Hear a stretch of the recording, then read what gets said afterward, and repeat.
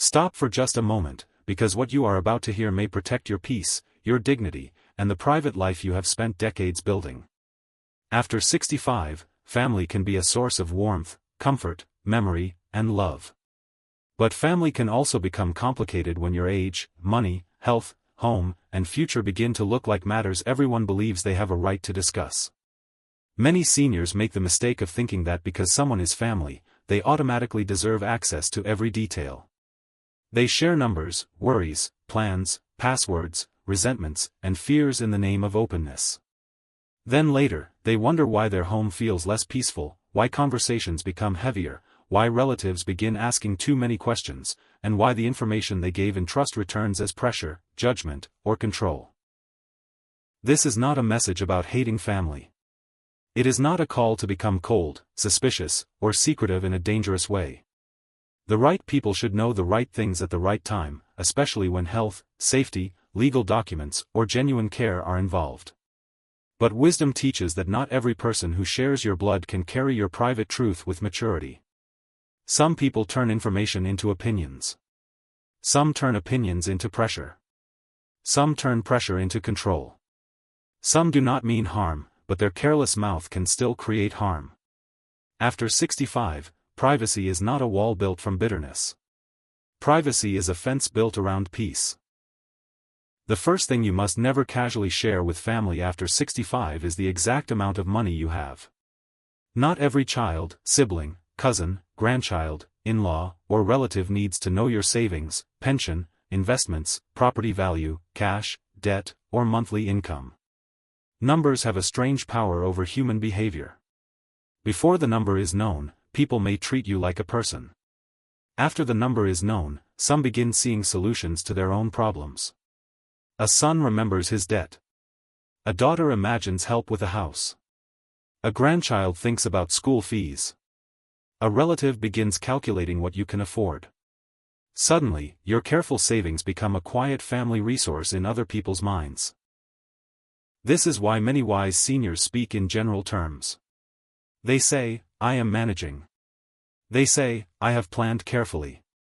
They say, "I am being cautious."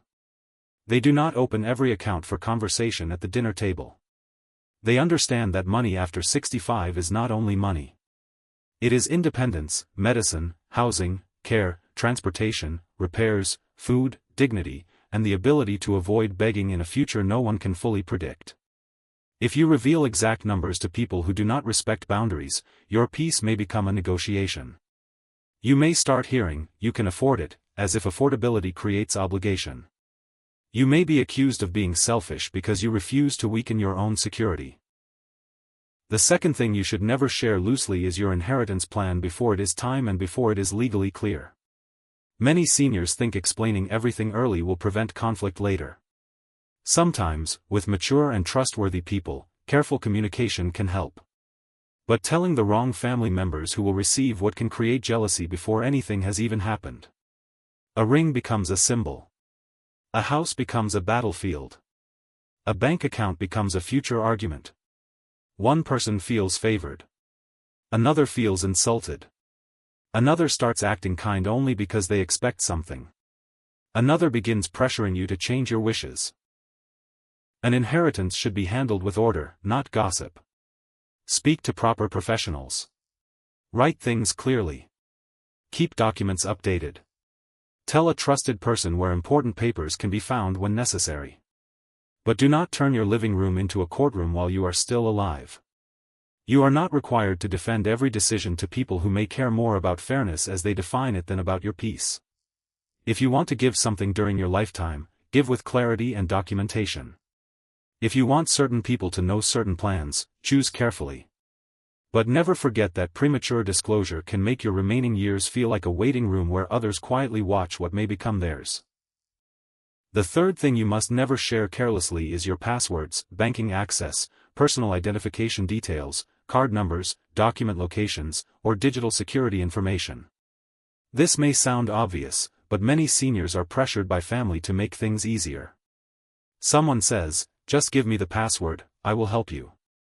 Someone says, "Put my name on the account so I can manage things." Someone says, "Tell me where you keep everything, just in case. Sometimes the help is sincere. Sometimes it is not. The danger is that once access is given, it can be difficult to control. Real help does not rush you. Real help does not become angry when you ask questions. Real help does not make you feel foolish for wanting a second opinion. If you need assistance, use proper safeguards. Choose trusted people carefully. Consider legal tools that define responsibility clearly. Keep records. Speak with professionals. Do not hand over private access simply because a relative seems confident or impatient. Your information is not a small favor. It is the key to your independence. A wise senior does not leave keys lying around because someone smiled at the door.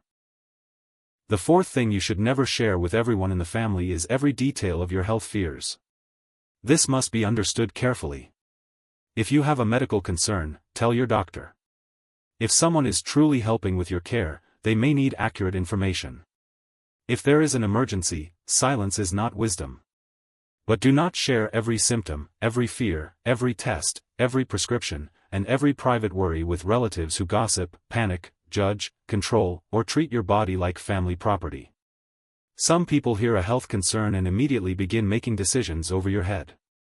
Others spread the news before you are ready. Others use your vulnerability to pressure you about moving, selling, signing, or surrendering independence. Health information is intimate. It belongs first to you. Share it with those who respond with calm, respect, and practical support. Do not share it with people who turn your body into drama. Do not let a small worry become a family storm because the wrong person cannot hold information quietly. Many older people lose peace not from the illness itself, but from everyone else's reactions to it. They spend energy managing fear, advice, rumors, and control when they should be receiving care. Protect your health details the way you would protect a fragile flame from wind. The right hands can shelter it. The wrong hands can blow it into chaos. The fifth thing you must never share after 65 is the private conflict you have with one family member to another family member who enjoys division. Families are full of complicated histories. A child may hurt you. A sibling may disappoint you. A relative may disrespect you. It is natural to want to talk. But choosing the wrong listener can turn pain into gossip and gossip into a larger war. Some relatives pretend to comfort you while collecting stories. They repeat your words with their own additions. They take sides publicly. They carry your private hurt into rooms where it does not belong. Then suddenly, the original problem becomes 10 problems. A wise senior learns the difference between seeking counsel and spreading fire. If you need support, speak to someone trustworthy, neutral, mature, or professional. Speak to someone who will help you become calmer, not someone who becomes excited by the conflict. Do not hand your wounded words to people who will use them as weapons. Once spoken to the wrong person, a sentence can travel farther than your intention. After 65, peace in the family may depend not on saying everything, but on choosing where truth is safely placed. Silence is not always avoidance. Sometimes silence is preventing a small wound from becoming a family inheritance. The sixth thing you should never share casually is your daily routine, especially if you live alone. Do not tell everyone when you sleep, when you leave the house, where you keep spare keys, what days you go to appointments, when you receive payments, when you are alone, who has access to your home, or when you will be away. Some family members are safe. Some are careless. They may mention your routine to someone else without thinking. They may post pictures, talk to neighbors, or tell a friend who tells another friend. Privacy around routine is not paranoia. It is basic protection. Your home after 65 should feel like a sanctuary, not a place whose patterns are known by everyone. Be warm, but do not be exposed. Let trusted people know what they truly need for safety. But do not make your life an open schedule for every curious ear. A simple rule can help. The more private the information, the smaller the circle. Who needs to know? Who has earned trust? Who can keep quiet? Who becomes careless with details? These questions are not harsh. They are mature. You have the right to protect your door, your time, your movements, and your quiet from unnecessary visibility. The seventh thing you must never share with family after 65 is the deepest emotional weakness that someone has already shown they will use against you. Everyone has tender places. Fear of being abandoned. Fear of being a burden. Guilt over past mistakes. Loneliness. Regret. The desire to be needed. The fear of losing contact with grandchildren. The pain of feeling forgotten. In healthy relationships, vulnerability creates closeness. But with manipulative people, vulnerability becomes a map. They learn where to press when they want you to obey. If someone has used your guilt before, do not keep explaining your guilt to them. If someone has used your loneliness to extract favors, do not keep confessing how lonely you are to that person. If someone has used your fear of losing family contact to control you, do not give them more details about that fear. Share your tenderness with people who protect it. Do not offer it to people who bargain with it. This may be one of the hardest lessons of age, because the heart wants to be known. But being known by the wrong person can be more painful than being private. There is a difference between secrecy and sacred privacy. Secrecy hides things that need light. Sacred privacy protects things that need care. A dangerous medical issue should not be hidden from those who must help. Legal documents should not be so hidden that no trusted person can find them when needed. Financial planning should not be so secret that confusion destroys your wishes later. But sacred privacy means you do not share everything with everyone. You create levels of trust. You tell the doctor what the doctor needs. You tell the attorney what the attorney needs. You tell the trusted caregiver what they need. You tell the gossiping cousin nothing beyond what politeness requires. Many seniors feel guilty about privacy because they were raised to believe family should know everything. But ask yourself, has knowing everything made everyone kinder? Has complete openness brought more respect, or more interference? Has sharing every detail brought peace, or pressure? A mature family member does not need unlimited information to love you. They can respect your privacy without treating it as rejection. They can ask how you are without demanding your bank balance. They can care about your health without spreading every symptom. They can honor your home without needing keys, passwords, and control. If someone becomes angry because you will not share private information, pay attention. Their anger may reveal that they felt entitled to something that was never theirs. A person who truly loves you may worry, but they will also respect your right to dignity. They may say, "I want to help, how can we make sure you are safe while respecting your wishes?" That is different from saying, "If you trusted me, you would tell me everything." Love does not use trust as a weapon. Love builds trust through patience. The danger of oversharing after 65 is that information does not stay still. It moves. It grows. It changes shape in other people's mouths. A health concern becomes a rumor of decline. A financial detail becomes an expectation. A family disagreement becomes gossip. A routine becomes vulnerability. A fear becomes leverage. You may speak one sentence in a moment of tiredness, and months later find that sentence being used to pressure you into choices you never intended to make. Wisdom understands that words, once released, are no longer fully yours. This is why the wise elder becomes slower with disclosure. They pause before answering. They ask, "Why do you need to know?" They say, "I have it handled." They say, "I will share what is necessary when the time is right." They say, "Thank you for caring, but I am keeping that private." These sentences may feel uncomfortable at first, especially if you are used to explaining everything. But they are not rude. They are protective. A person who has lived long enough to earn privacy does not need to apologize for using it. There is also a spiritual dignity in keeping some things between yourself, your conscience, and the proper trusted people. Not every wound needs an audience. Not every plan needs approval. Not every fear needs family discussion. Not every choice needs commentary. Some things grow stronger in quiet. A seed does not need the whole village watching it underground. It needs the right soil. Your peace is like that. It does not grow well when exposed to every opinion. But privacy must be organized. This is very important. Do not confuse wisdom with hiding things so completely that chaos follows. Keep important documents in order.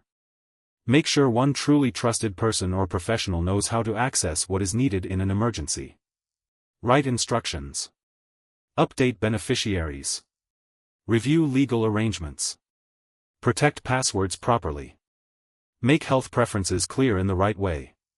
Privacy without order becomes confusion. Order without privacy becomes exposure. The wise path is both. Clear where necessary, guarded where appropriate. As you listen, you may feel a little sadness. Perhaps you wish your family could handle everything with maturity. Perhaps you wish you could speak openly without fear of judgment, pressure, or gossip. That desire is natural. A loving family should be a safe place. But wisdom does not live in wishes alone. It lives in observing what is true. If someone has shown they cannot carry private information, believe the pattern. Do not keep giving sacred details to people who keep mishandling them simply because you hope this time will be different. This does not mean you stop loving them. You can love someone and still keep them outside certain rooms of your life. You can enjoy a meal with someone and still not discuss money. You can laugh with someone and still not share health fears. You can forgive someone and still not give them passwords. You can remain family without granting full access. Love and access are not the same thing. Love may remain. Access must be earned. Remember this. The people who deserve your private truth will never make privacy feel like betrayal.